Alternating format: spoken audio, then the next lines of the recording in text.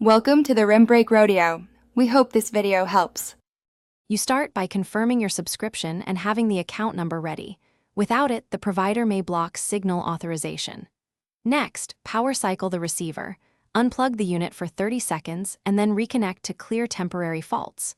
While the box reboots, inspect the LNB coax and connectors for loose fittings or obvious damage, and verify the dish has clear sky view.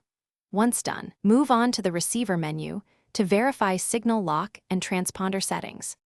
You now use the receiver's setup menu to open the signal meter or installation screen. This shows real-time signal strength and quality percentages. Make sure the selected satellite and transponder frequency match your service provider and region because wrong parameters yield no channels. Then, with someone watching the meter, adjust dish azimuth and elevation slowly in small increments.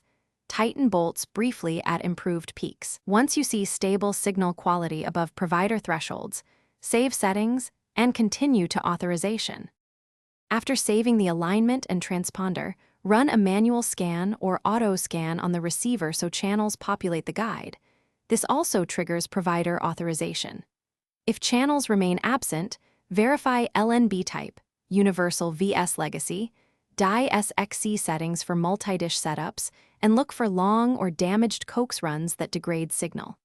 If problems persist, note any receiver error codes and contact your provider with account info for remote reauthorization.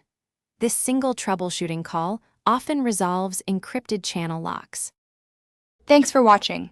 Consider subscribing if we helped you.